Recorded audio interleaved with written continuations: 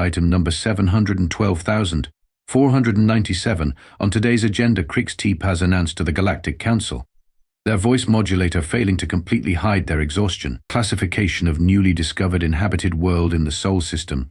Designation Earth. The assembled council members shifted in their anti-gravity pods, a wave of boredom rippling through the chamber. Another routine classification, another mind-numbing presentation of facts and figures. At least, that's what they thought. Krix T-Paz's secondary breathing appendage twitched, the equivalent of clearing one's throat if one's throat was located in their left elbow. Distinguished members of the Council, I regret to inform you that I must recommend immediate classification of Earth as a Category X Deathworld, maximum danger level. Do not approach under any circumstances. Seriously, just don't. The chamber erupted in surprised whistles and clicks. Category X was reserved for planets actively trying to murder everything on them. The last Category X world had been a planet whose core was made entirely of antimatter. I realize this classification may seem extreme. Krix T-Paz continued, their color-shifting epidermis cycling through various shades of bureaucratic beige. However, I direct your attention to the following observations. A holographic display materialized in the center of the chamber, showing a rotating image of Earth. First, the planet's surface is approximately 71% covered in dihydrogen monoxide in its liquid form. Yes, you heard that correctly. The same compound that can rust quantum-harden metasteel just sits there, in liquid form, and the natives drink it. Several council members recoiled in horror. One promptly evacuated their breakfast through their safety valve. The atmosphere contains roughly 21% pure oxygen. Again, the highly reactive gas that caused the great combustion of Xerxes IX is just floating around. The natives breathe it, voluntarily, every few seconds. The Council's chief of xenobiology fainted, their anti-gravity pod automatically adjusting to prevent them from floating away. The gravity is 9.8 meters per second squared. The inhabitants have evolved to function under crushing forces that would reduce most species to paste. They call this normal gravity and complain when it's slightly higher or lower. Surely you jest, croaked council member Zeeks, their crystalline form vibrating with disbelief. I wish I were. Krix T-Paz replied, their epidermis now a stressed shade of mauve.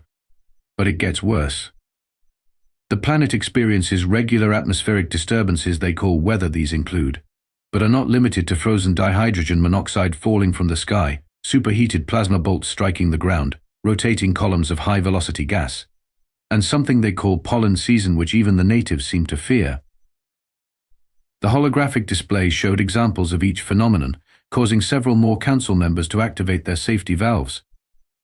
The planet's crust is unstable, regularly experiencing violent shifts that can reshape entire regions.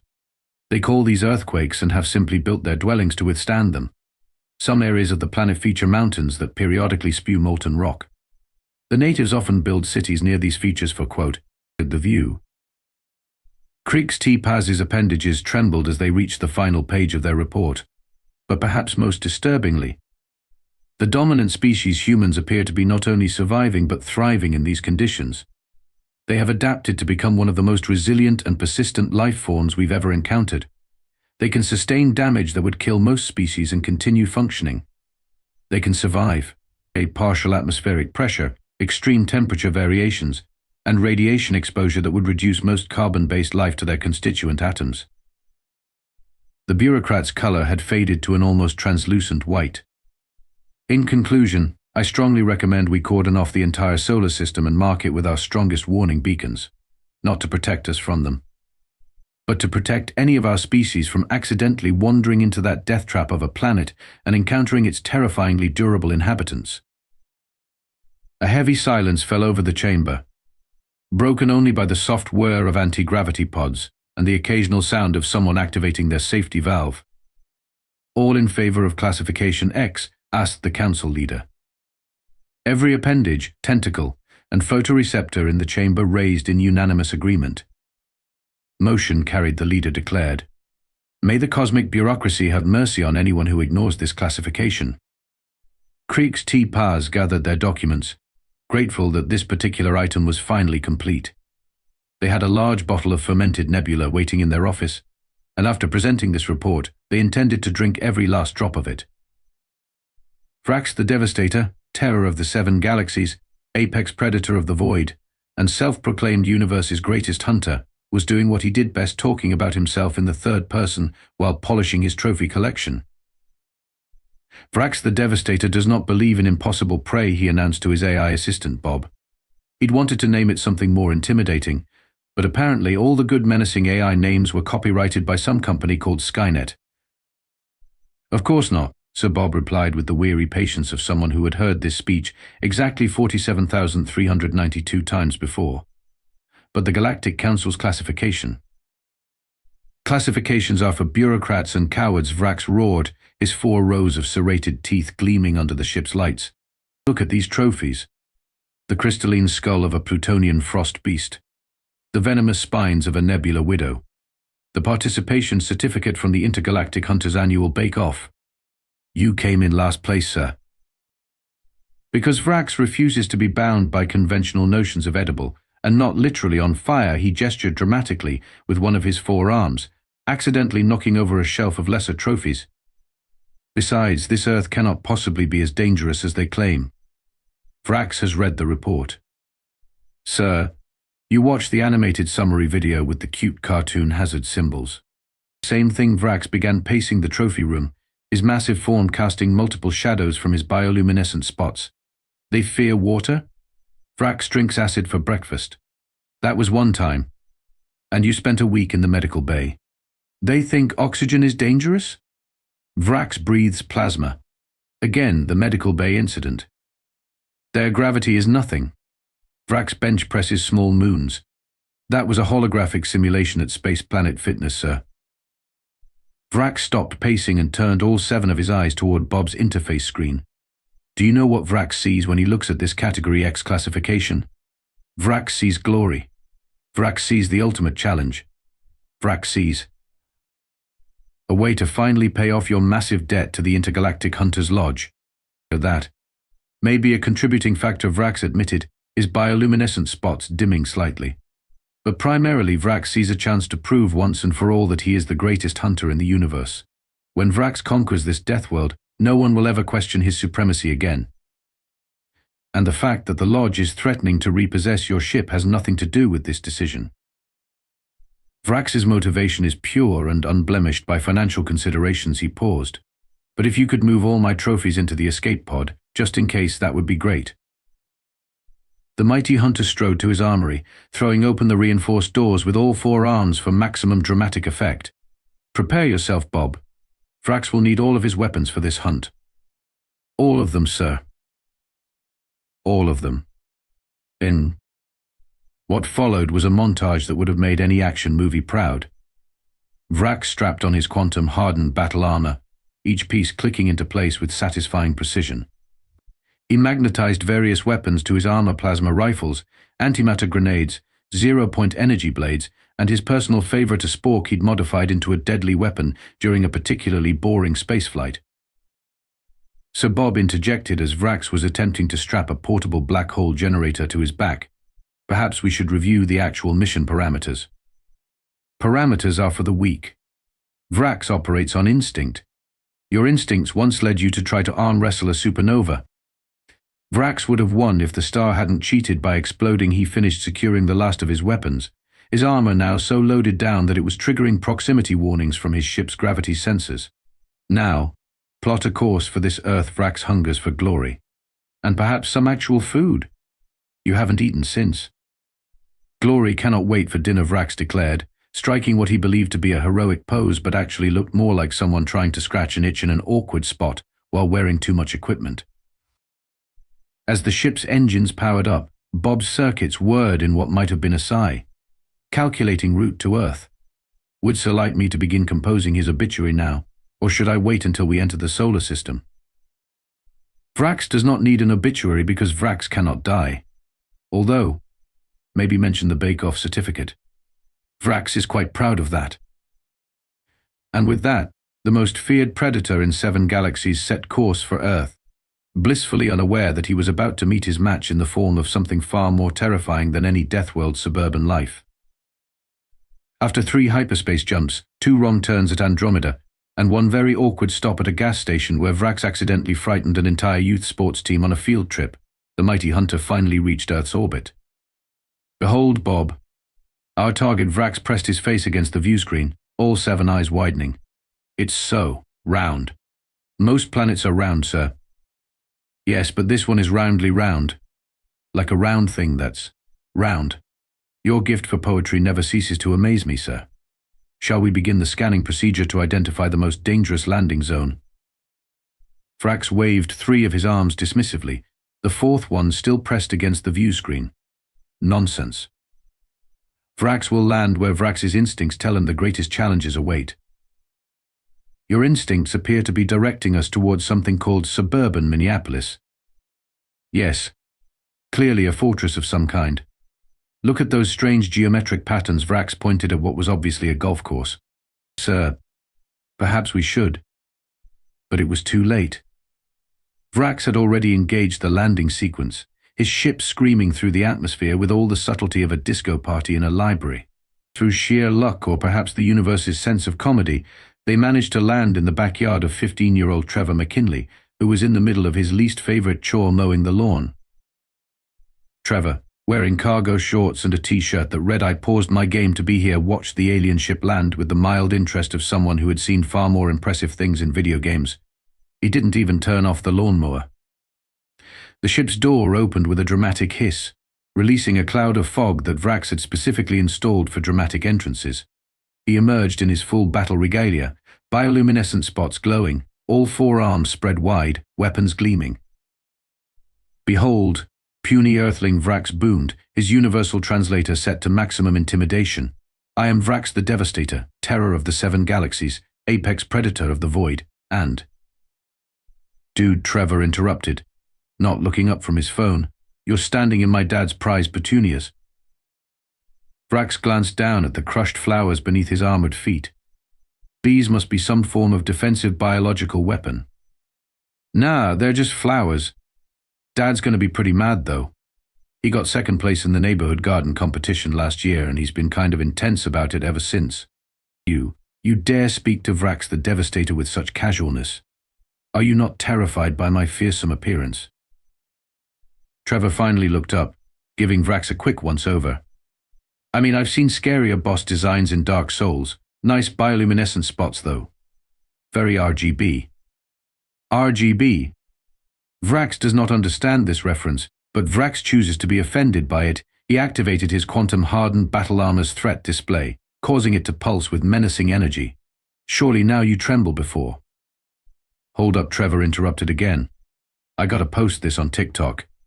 Can you do that light show thing again? The lighting in the first take wasn't great."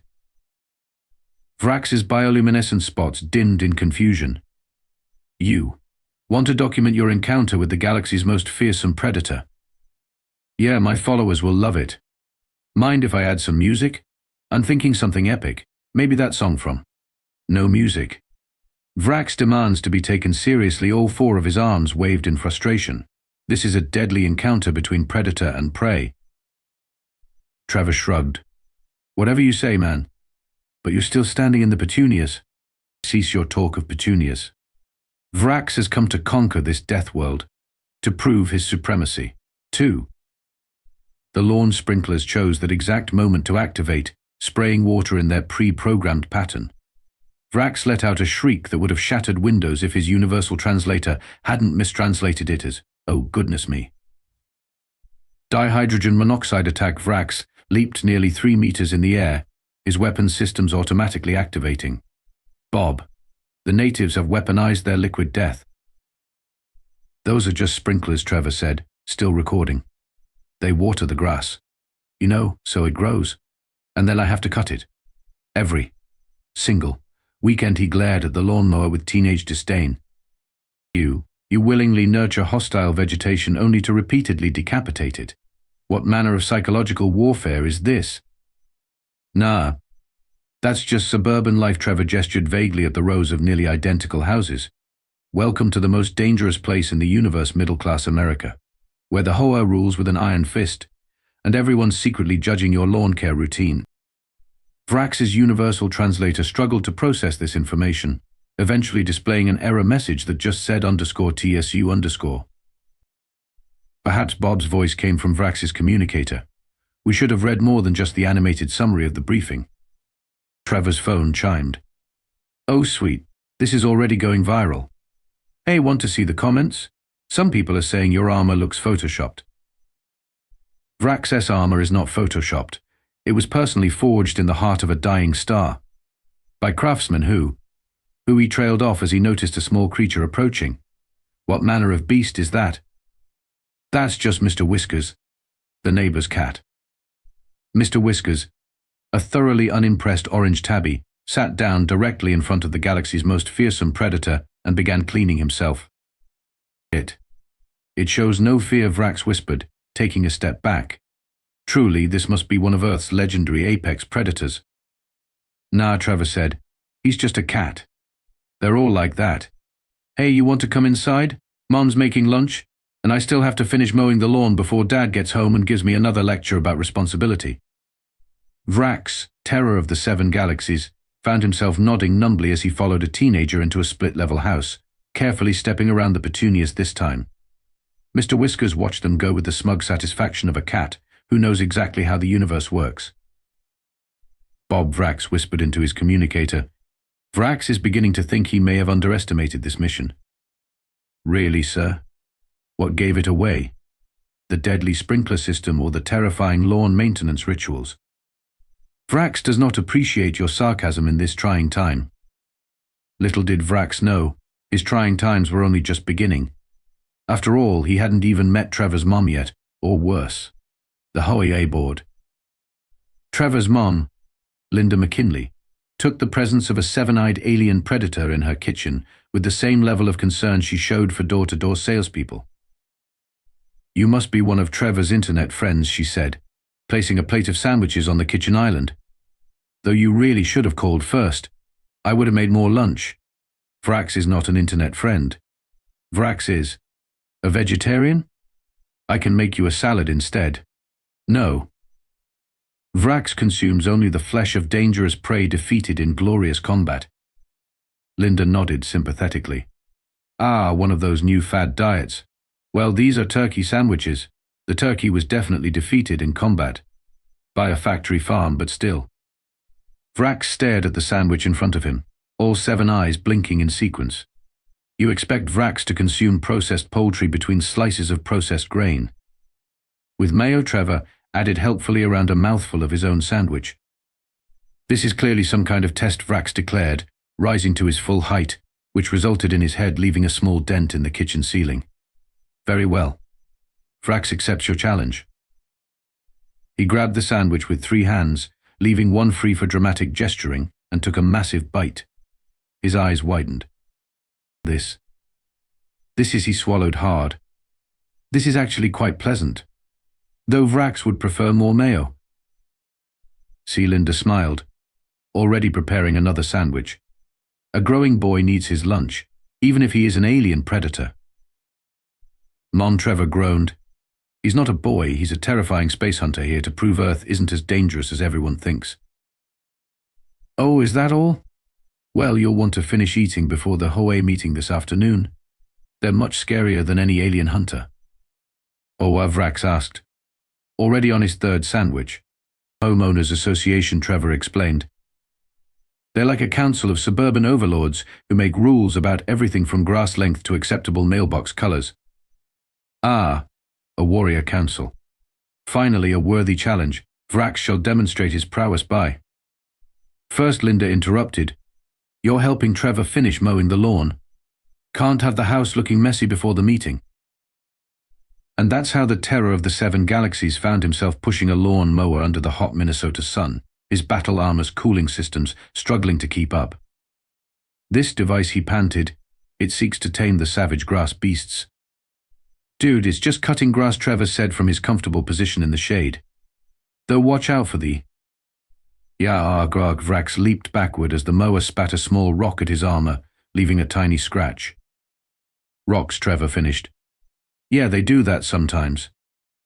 This primitive weapon has damaged Vrax's quantum-hardened battle armor. Truly, your lawn maintenance technology is formidable. Wait till you see the weed whacker.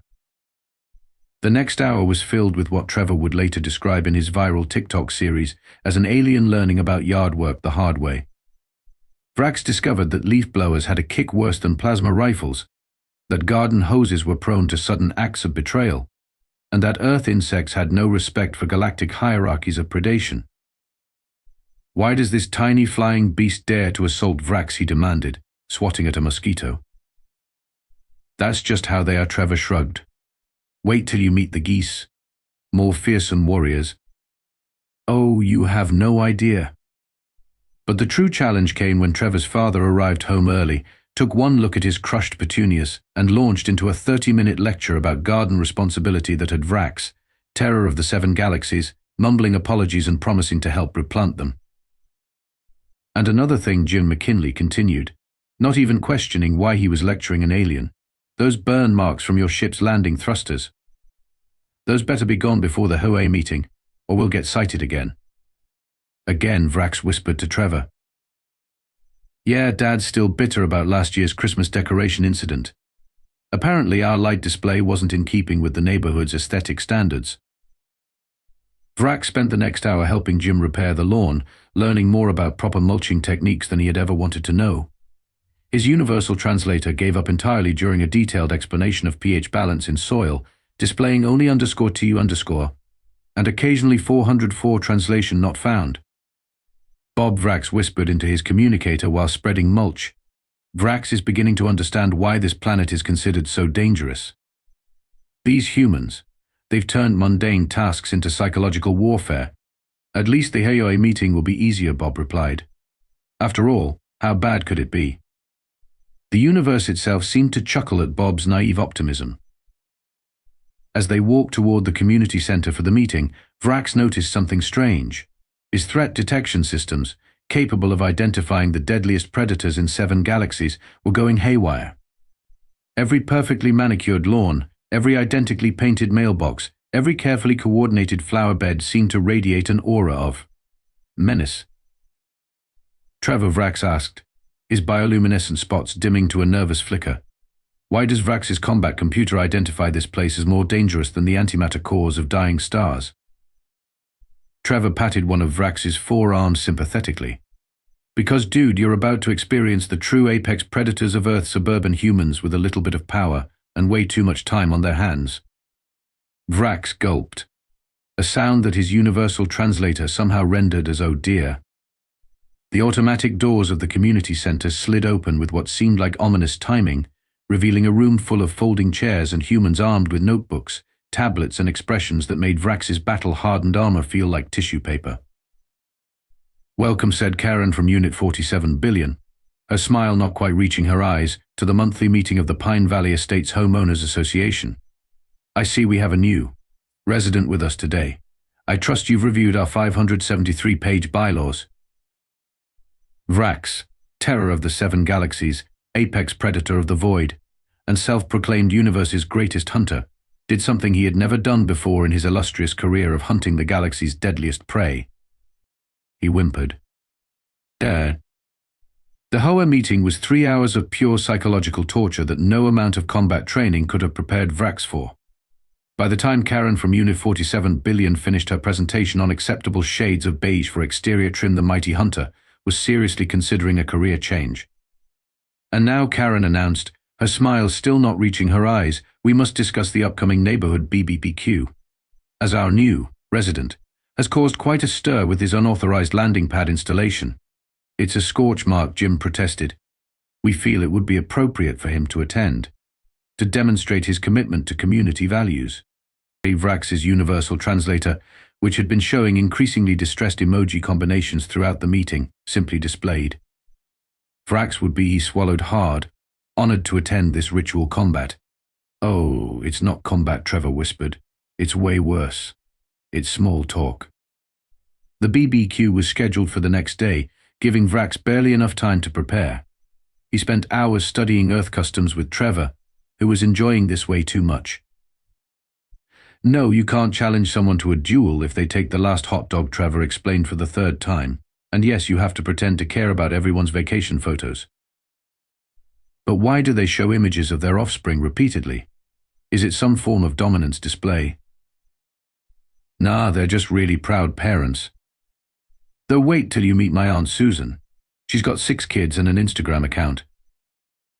The next day, Vrax arrived at the community park wearing what he thought was appropriate Earth attire, cargo shorts over his battle armor, and a kiss the cook apron that barely covered 2 of his forearms. Bob, he whispered into his communicator, Vrax is experiencing what humans call anxiety. Sir, you once wrestled a black hole and called it Tuesday. Surely you can handle a neighborhood gathering. Black holes follow predictable laws of physics. These humans, they follow no laws Vrax can understand. The park was filled with folding tables groaning under the weight of various potluck dishes, each with its own passive-aggressive note about dietary restrictions. Children ran around screaming while parents pretended to watch them. And everywhere there was small talk. So said Tom from Unit 23A, cornering Vrax by the potato salad. What do you do for a living? Vrax hunts the most dangerous prey in 7 galaxies. Oh, sales. My brother-in-law's in sales too. Have you tried the new CRM system? Vrax does not understand. Let me tell you about our quarterly projections. 15 minutes later, Linda rescued him, only to thrust him into an even more terrifying situation, the mommy blog circle. You simply must try Karen's keto-friendly, gluten-free, dairy-free, joy-free brownies, one mom insisted, while another pulled up 47 nearly identical photos of her toddler on her phone. Vrax's threat detection systems were overwhelmed. His battle armor's cooling system was failing under the strain of processing so many simultaneous conversations about property values, school districts, and someone named Karen's 3rd divorce. Then came the ultimate test, the grill masters. You're doing it wrong, said Bill from Unit 15C, watching Vrax attempt to cook a burger. You gotta show those patties who's boss. Yeah, added Steve from Unit 31 Billion, nursing his 3rd light beer. It's all in the wrist. Here, let me show you my signature technique. Vrax watched in horror as 5 different men gathered around the grill, each insisting their method was the only correct way to cook meat. His universal translator gave up entirely and started playing calming ocean sounds. The breaking point came during the mandatory group photo. Everyone squeezing, Karen called out, "No, Vrax, your bioluminescent spots are throwing off the lighting. Can you dim those? And maybe hide 2 of your arms? Think of the Hohe newsletter's aesthetic." Something inside Vrax snapped.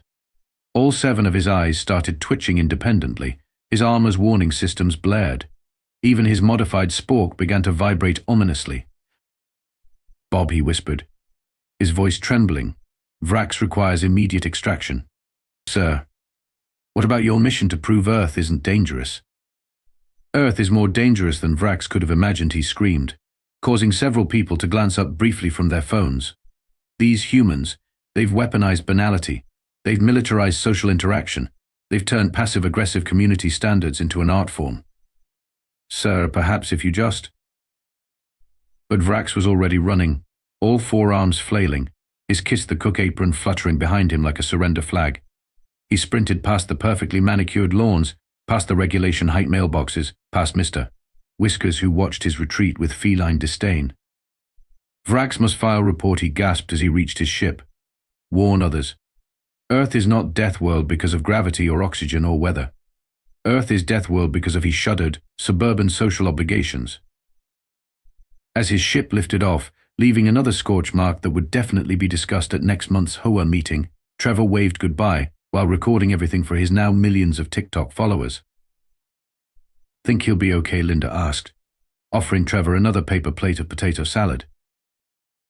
Probably, Trevor shrugged, though I feel kind of bad that he left before the real entertainment. "Oh, yeah. Aunt Susan just arrived with her vacation slideshow. All 6,000 photos. Somewhere in the depths of space, Vrax felt a sudden chill run down his spine, causing all his bioluminescent spots to flicker in sympathy. He'd escaped just in time. The Galactic Council chamber was unusually crowded for an emergency session. News of Vrax the Devastator's expedition to Earth had spread quickly, and no one wanted to miss his report. Even the cleaning staff had found excuses to stick around, their anti-gravity mops hovering forgotten in corners. Kriegs T-Paz sat in their usual spot, epidermis cycling between smug shades of beige. They'd known this would happen. They'd even started a betting pool on how long Vrax would last. The current record was 3 Earth hours. When Vrax entered the chamber, everyone did a double take. The mighty hunter's bioluminescent spots were dimmed to barely a glimmer. His battle armor bore scratch marks from lawn maintenance equipment. 2 of his arms clutched a stress ball, while a third held what appeared to be a half-eaten turkey sandwich. Vrax the Devastator, the council leader, began. You stand before us having defied our Category X classification of Earth. What say you in your defense? Vrax's 7 eyes blinked in sequence before he spoke. Vrax the Devastator wishes to apologize to the council, particularly to bureaucrat Kriegs T-Paz, for doubting the classification. In fact, he shuddered. Causing his armor to rattle, Vrax suggests creating an entirely new category, something beyond X. Perhaps X plus Ultra Premium Deluxe Edition. Explain, demanded the council leader. The reports were correct about the physical dangers. The gravity, the oxygen, the dihydrogen monoxide. But those are merely the beginning. The true horror lies in their social structures. Vrax activated a holographic display showing images from his mission. Behold, the Hoe, a governing body more terrifying than any predator. They enforce rules about aesthetic minutiae with ruthless efficiency. Their meetings, his voice cracked. Their meetings never end. The council members leaned forward in their anti-gravity pods, fascinated and horrified. And their social gatherings, Vrax continued, his stress ball squeaking in distress. They trap you in conversations about something called property values while forcing you to consume potato-based side dishes. They show you thousands of identical images of their offspring. They argue about meat preparation techniques with religious fervor. Surely you exaggerate, one council member suggested. Vrax does not exaggerate. He took a bite of his sandwich to calm himself. Did you know they voluntarily maintain patches of hostile vegetation, only to repeatedly decapitate it according to strict community guidelines? And if you don't maintain it properly, they send you strongly worded letters. Kriegs T-Paz's epidermis rippled with validation. As my initial report suggested. In your report. Vrax interrupted. Didn't go far enough. These humans, they've evolved beyond mere physical resilience.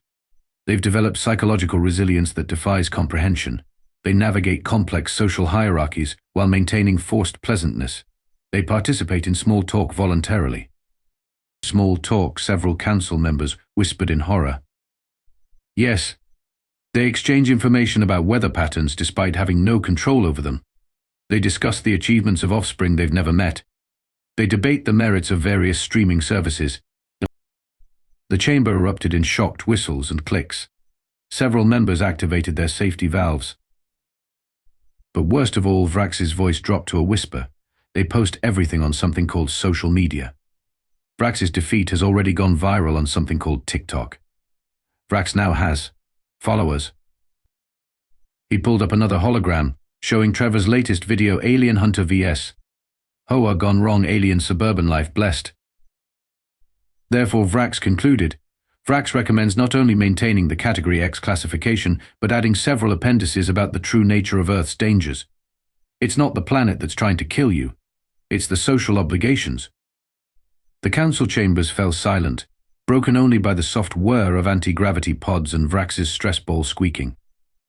Notion to update Earth's classification, the council leader asked. Every appendage, tentacle, and photoreceptor in the chamber raised in agreement. Motion carried, the leader declared. Earth shall maintain its Category X status, with additional warnings about they check their notes, Hoa meetings, social media, and something called suburban inui. As the chamber began to empty, Kriegs T-Paz approached Vrax. That's an interesting sandwich you're eating. It's turkey, Vrax admitted. With extra mayo. Linda gave Vrax the recipe, though Vrax had to sign up for her newsletter to get it. His eyes widened in horror. Oh no. Vrax just remembered he promised to attend their holiday cookie exchange. Somewhere on Earth, in suburban Minneapolis, Trevor was showing his mom his latest viral video while Mr. Whiskers lounged in the sun, already planning how to terrorize the next alien visitor. The Hoea was drafting new bylaws about acceptable spacecraft landing zones, and Karen from Unit 47 Billion was updating her PowerPoint about approved shades of beige. And in the vast darkness of space, new warning beacons flashed around the solar system, carrying a simple message to all who passed. Danger Category X Deathworld, beware of homeowners associations, small talk, and mandatory fun. Bob, monitoring the beacons from Vrax's ship, allowed himself a small digital chuckle. "Sir, shall I set a course for that black hole you wanted to wrestle? For old time's sake." "No," Vrax replied, taking another bite of his sandwich. Vrax thinks he'll stick to safer activities for a while, like antimatter core diving, or supernova surfing. He paused. But first, Vrax needs to unsubscribe from 16 different mummy blogs. The universe, in its infinite wisdom, simply added another _TSU_ to Earth's official classification file.